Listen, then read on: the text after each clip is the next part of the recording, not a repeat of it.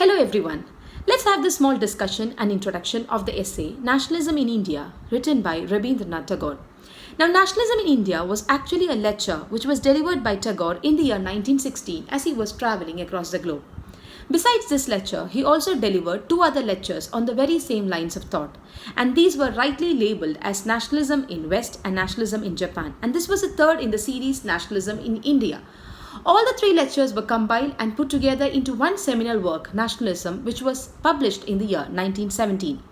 Now, as the titles indicate, this work actually brings together the East and West. Tagore, through these three lectures, was actually discussing, or rather, finding out the implications of the concept of nationalism as it is exercised in two different parts of the globe, the East and the West. Now, these three lectures are the finest things that we can find discussing the complicated, the rather problematic concept of nationalism. Now, what is nationalism? Nationalism can be very briefly, very simply defined as an identification of one's own country and also support for the country's interest, excluding the interest of some other country. So there are two things happening at the same time. Number one, you identify with your own country and you support the interest of your own country. And at the other end, you actually exclude the interest of some other country to safeguard your interest. Now, this is where the problem lies. Now, Tagore in these three lectures very voluminously and vociferously discusses the implications of nationalism if it is exercised by any country. To Tagore, any country, if the country gives more prominence to nationalism above humanism, it is a threat to humanity. Tagore actually goes to a certain extent where he actually disregards any form of education which gives more prominence to nationalism above the ideals of humanity. Now, as we read through the essay, we can understand that Tagore was not against any one particular nation, but rather he was against the general idea of a nation. This lecture was given, or rather this essay was published in the year 1916-1917. And we all know that this was the year the World War I was actually happening. And every word in this essay rings true because it was the ardent nationalism of Mussolini and Hitler that paved the way for World War II. So Tagore actually discusses the implications of uncontrolled nationalism through all the three lectures. And he enunciates his basic argument. Now, what is the basic argument that Tagore states in the three lectures? The basic argument is that the fractional units, the various fractional units of nationality should be replaced by spiritual unity of all human beings. So, Tagore actually upholds syncretism and humanism above nationalism. So to make this possible, so to replace the fractional units of nationality with spiritual unity of all human beings, he actually gives two alternatives for mankind to choose from. Now these two alternatives are one, the political front, and the other, the social and the spiritual front. Now discuss the political in detail. Choosing the political alternative results in political and commercial aggressiveness. Because political immediately creates a group sharing common political ideology, and anyone outside this becomes an outsider, sometimes even an enemy. So this is basically a divisive alternative. So when we have the political being discussed, we have a political group, and this group will have inhabitants who share a common political ideology, and this results in some sort of political aggressiveness against all the outsiders, the aliens, the foreigners. And this also gives scope to commercial aggressiveness, as you can already see in the picture. To uphold and protect one's political interest, constant violence and fight and competition with the aliens becomes mandatory. This results in complete intolerance of outside factions. It also manipulates commerce, trade and industry, as nationalism is nothing but a sentiment to become powerful commercially. Thus, capitalism and machination is extensively employed in the blind pursuit of wealth. Materialism and profit motive drives every decision. So as you can see in the picture, the political and commercial aggressiveness result in constant fight, violence and competition, and there is complete intolerance to outsiders. And all this is exercised to have political unity. Now this political unity is very important to have political freedom. Now what happens with political freedom and political unity? Political freedom and political unity can prove dangerous for mankind, as already enunciated by Tagore through the three lectures. And how does this happen? Because when you have political freedom and political unity, definitely there will be exploitation and plundering of nature, science and commerce. So all the three units of nature, science and commerce will be manipulated, and it will be exploited for satisfying two ends. Number one, to attain power goals. So political is always associated with power goals. It's all about maintaining the power structure. So to maintain the power structure and to attain the power goals, there is constant fight, violence, competition and intolerance to achieve political unity and political freedom. And all this is done because nationalism is nothing but a sentiment. Nationalism is nothing but a sentiment to make one's nation powerful commercially. So for the process, all the vitals, all the energy, every bit of life that is available, deforestation, pollution, everything is done to make the country appear good, glorious and the supreme element in the whole world. So that is a primary objective, the power goal and to maintain the power structure. And the process, everything else is at stake. Beauty is at stake, nature is at stake, humanity is at stake, human values is at stake, morality is at stake, everything takes a back seat. And what is at the prime front? Only one thing is important: to make the country look supreme, to make the country achieve power commercially. So the whole process of political and commercial aggressiveness results in political unity, number one, political freedom, number two, and the two together results in the creation of a nation state. But what is the result or the outcome of the creation of a nation state? That is even more interesting to watch. Let's see that in detail. According to Tagore, despite achieving political freedom and unity, our mind is not free because we are always squeezing our vitals in the blind pursuit of wealth, power, and money. So to have political freedom and unity is directly to achieve power goals. So our mind is always engaged in achieving these power goals. The whole idea of political freedom and unity is closely interconnected and is artificially and mechanically made, as you can see in the picture, as science and commerce are exploited and manipulated vigorously to achieve the power goals. This whole procedure leads to moral degradation, where ends justify the means. The good turn bad and the bad is polished to appear look good. The soul is sold to Mephistopheles again and again. Like Icarus, man signs a pact which is suicidal for himself and humanity at large. Politics and commerce is a deadly combo, and the resulting violence kill the beauty and nature and indulge in all sorts of inhuman activities in the greedy pursuit of money and profits. Thus adulteration, pollution, deforestation all look good. All resulting health hazards are overlooked and undoubtedly proves anti-human. So despite having political freedom and unity, our mind is not free, number one. Number two is, all this leads to exploitation, as we already discussed, because exploitation of nature, exploitation of human resources, exploitation, violation of human rights, exploitation of somebody else's territory, exploitation of man, everything happens. Exploitation and blind plundering is what happens as a result of political freedom and unity, because all we want is to uphold and cherish the political supremacy of one's own nation and to safeguard and uphold the power structure. So in the process, we blindly exploit and plunder others' resources. And the whole concept of political freedom and unity and creation of a nation state is thus artificially made and mechanical. This is not something which happens naturally, but is something which is created through the employment of various power structures, through the employment of capitalism, materialism, mechanization, and a lot of other things, which is a very common thing in the West, as per Tagore. Now, all this leads to moral degradation because, one, human rights are violated. Number two, there is exploitation everywhere, and this is artificially done. And to top it all, the mind is not free. And there are these four very important things that we need to notice. Number one, now according to Tagore, an acute sense of nationalism, a hardened sense of nationalism can prove fatal and can have four very dangerous consequences which can affect the whole of humanity at large. Number one is pride. Now when any country has an acute sense of nationalism, it has a sense of pride over the power that it exerts over the other countries across the globe. And this results in greed for possession. Now this essay was written during the phase of imperialism, and it was a phase when the powerful countries went out and took charge of the administration of lesser powerful countries, and they converted the civilians of those countries into their slaves. That is what happened when the British came to India. Now this greed for possession, exploiting the resources of other countries, is also the result of nationalism as per Tagore. Now the third point is surveillance. Now when a country has pride of its power and when the country has a greed for possession, it obviously results in a sense of surveillance, taking the big brother attitude.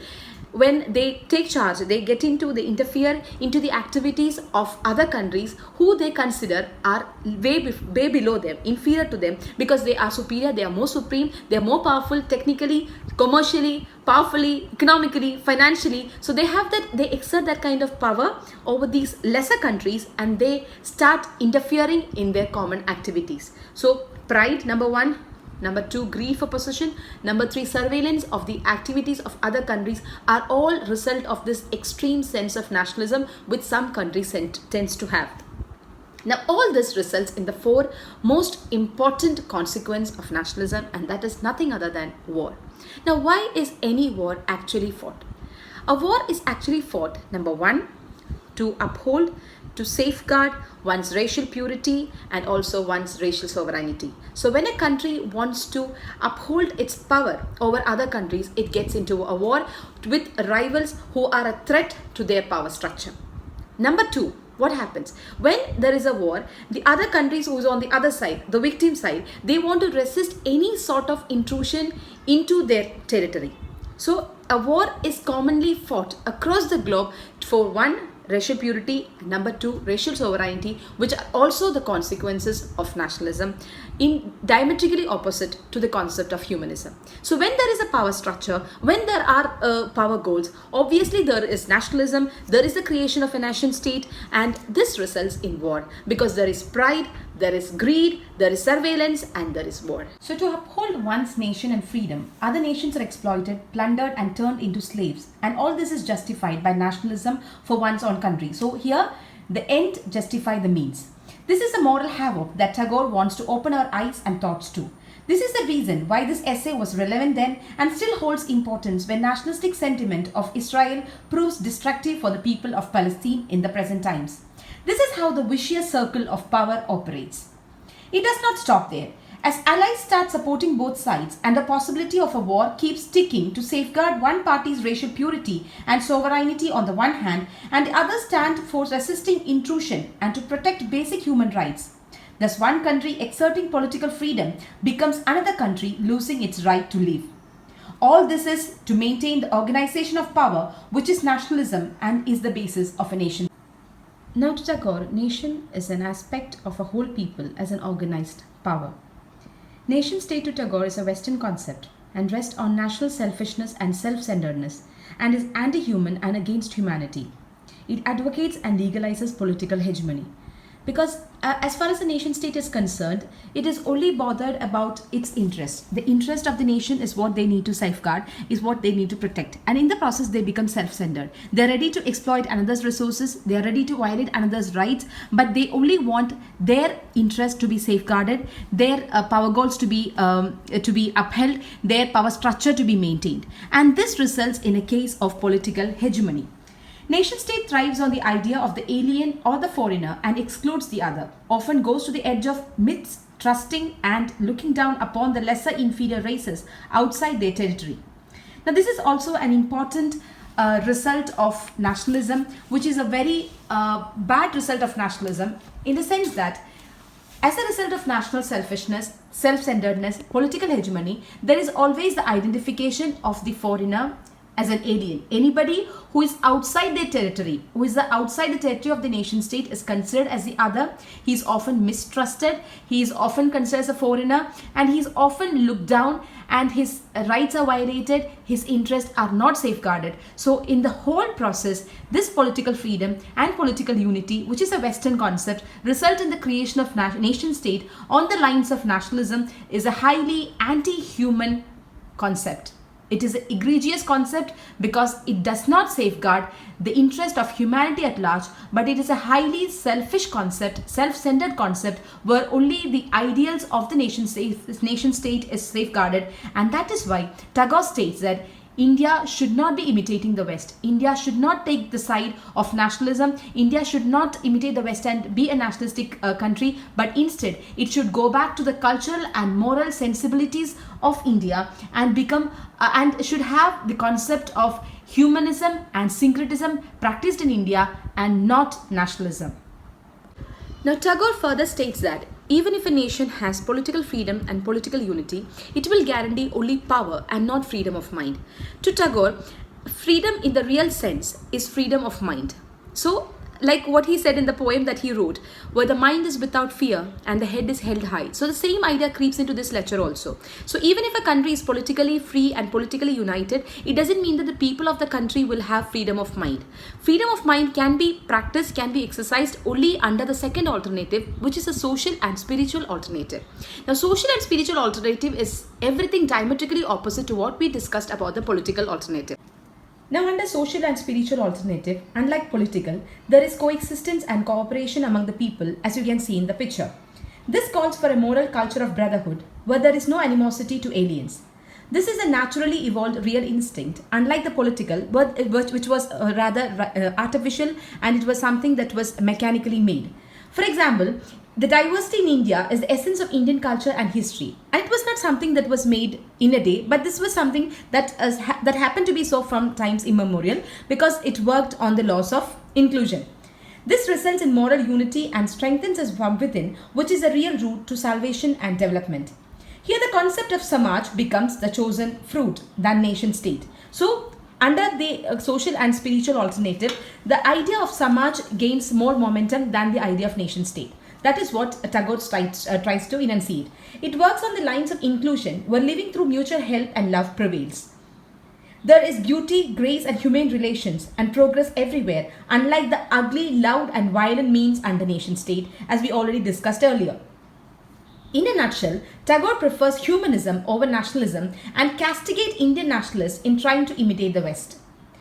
Tagore starts the essay stating that India's problem is not political but social, and blind cry for political freedom will put India in more trouble, because a naturally built human society is more humane and real than artificially created nationhood. Now, that being the case, and after giving a very detailed study and portrayal of the various key points associated with political and social and spiritual alternatives, now Tagore in the later part of the essay castigate Indian nationalists for actually trying to blindly imitate the West and for learning those basic lessons of nationalism. Instead, Tagore states that India never had a sense of nationalism, and India should also not have a sense of nationalism, is what Tagore tries to argue in the later part of the essay. And instead, Tagore actually advocates to return to the moral and cultural sensibilities of India from the antique. Now, these are the basic differences between the two alternatives. Now, Tagore doesn't stop there. He takes a dig at the Indian nationalist of his day who failed to comprehend the complete picture, who wanted to achieve a political miracle of freedom upon the quicksand of social slavery, as he puts it. To him, we have to fight and overcome the social inadequacies prevailing in our society in India. Moral barriers against racial amalgamation will stand in the way of political unity. So it is the racial amalgamation that is what we should be aspiring for. Social and spiritual unity will bring different people together into one closely knit group and will also let them enjoy the freedom of maintaining their own differences. This is real freedom to Tagore.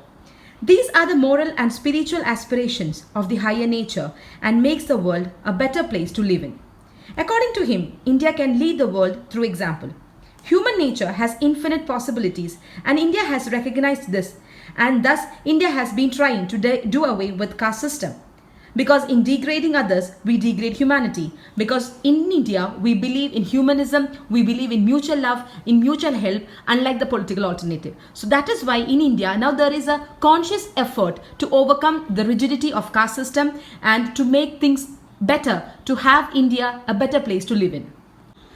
Now further, Tagore also points out that under the second alternative, that's the social and spiritual alternative, it results in providing people with a sense of intellectual and moral sympathy to understand, relate and tolerate the differences between different communities and between different races. And in this regard, he brings out a very beautiful point, which on the superficial level can be related to the working of a country, but on a deeper level it can also be applied to our personal lives. So Tagore goes on to state that every country has its own inner capacities, its own strengths, its own weaknesses, its own lessons, its own history.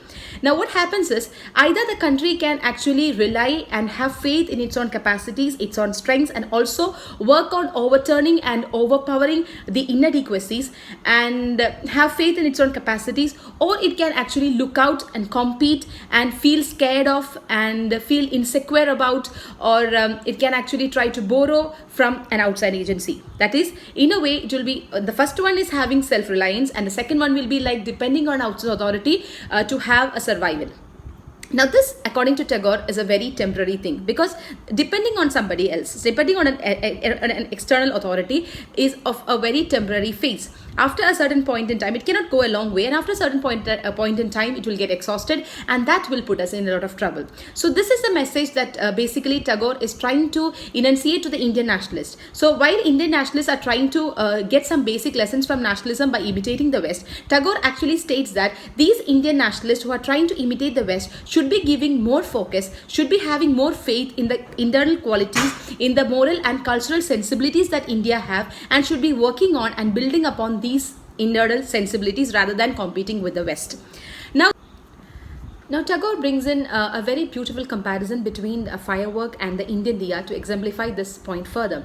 Now he very clearly states that anybody will be dazzled and blinded by the kind of power and energy of a firework, but once a firework explodes, it is exhausted. Now that is the nature of firework. Though initially it has a lot of energy, but once it explodes, it is getting exhausted. This is exactly what happens when we try to borrow something from an outsider. The energy initially will be there, but gets exhausted. That puts us in a lot of trouble. But as far as the Indian diya is concerned, it is a permanent thing. It is not something that is temporary. So Tagore tries to enunciate that. So instead of trying to imitate the West, we should actually be relying on the wisdom that we have, the wisdom of the East, which is what the West is trying to disregard. So instead of trying to imitate or blindly copy the system that is being followed in the West, we should be focusing on the wisdom that is within us in the East, and we should be trying to strengthen those strengths and inner capacities that we have, like the diya. So likewise, let at individual level all of us keep that diya glowing within us. So Tagore blatantly tell us that we should not be imitating the West, because our ends are different, our purposes of life are different, our materials that we have with us are different, our means are different, our histories are different, and therefore our destinies should also be different. Now Tagore on the one hand states that we should be recognizing our inner capacities, our moral and cultural sensibilities, and we should be returning to those sensibilities, and we should be building upon those sensibilities. But on the other hand, he's also asking us to do away with all those social customs, practices and ideals which have become incongruous anachronisms in our present age, which have make us wanting in self-respect, which are becoming like almost like a hurdle in our way to progress and development. So it is time for us to build on our capacities, and also to do away with all those weaknesses, the social customs and those practices which are actually pulling us back in our way to progress. Now this forces us to depend on others. Thus to him, even if England leaves, we will fall victim to some other nation. Thus to eradicate the social inadequacies and attain social and spiritual unity and freedom should solidify us into a nation and not a miracle of political freedom. That is the actual crux of the whole lecture. India always tolerated different races from the beginning and is a land of diversity, whereas Europe is a land of extermination. Where India is many countries packed into one geographical receptacle, Europe is one country made into many. Their histories are different and destinies also should be, is what Tagore is trying to advocate. So when there are social anachronisms, that results in a lack of self-respect, and this will force us to depend on others. So to eradicate the whole problem, we have to rely on the social and spiritual freedom and unity, and build on our inner capacities, and that is the only way to attain the real sense of freedom. Now this picture, this flowchart clearly shows the reason for caste system prevailing in India. Through caste system, India actually recognized the differences, but through its rigid regulations failed to accept the law of mutation of life and curtailed options for expansion and free movement within the groups, and resulted in watertight compartments and coalition of interest which affected all walks of life, including trade, which also came to be specifically marked for different castes. It is this rigidity that needs to be overthrown now. So because Indian civilization works on the law of inclusion, there is diversity in India, and this diversity results, as we already discussed, gives a scope to intellectual and moral sympathy to understand and tolerate the differences between different communities and races, and that is why we have caste system in India. But the problem with caste system is that on the one hand, it identifies the differences between and tolerates the differences between different communities and races, but on the other hand, hand, it does not allow the law of mutation, which is one of the basic laws that make life possible on earth. So this, it doesn't allow free movement within the various groups, and there is some kind of rigidity that is being practiced, which result in the creation of watertight compartments, and where one group is not supposed to interact with another group, one group is not supposed to come in close contact with another group, and this creates internal conflict, and this is a great hindrance to attaining social unity. And this is where the problem lies. So according to Tagore, he begins the essay by stating that the main problem with India is not political. So as Indian nationalist was trying to say that it is political freedom that is what is required at this moment, Tagore is of the opinion that it is not political freedom that is what we need right now. It is this social anachronism, this incongruous anachronism with regard to the rigidity of caste system that needs to be overturned, that needs to be overpowered, and the root cause of all trouble in India is social and not political. Now, Gore Bear is a novel written by Tagore approximately around the same time, that is in 1916. And the story of this novel revolves around the idea of how nationalism dismantles and disrupts community life, and how it results in ethno-religious violence. In this essay, actually what Tagore is trying to enunciate is that different groups can either continue to fight with each other, or they can find a common basis of reconciliation and mutual help. Either they can continue with interminable competition, or they can work on a principle of cooperation. But Tagore very blatantly admits that only a civilization which works on the principle of cooperation will survive the test of time, and everything else will perish. Even though there is energy initially, everything will get exhausted and will perish in the long run.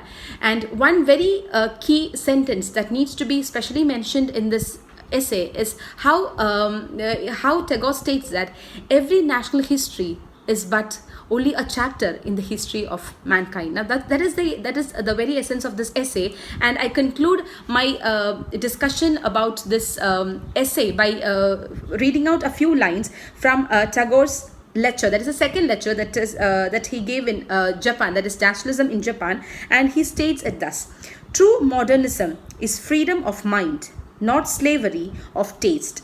It is independence of thought and action, not tutelage under European school masters.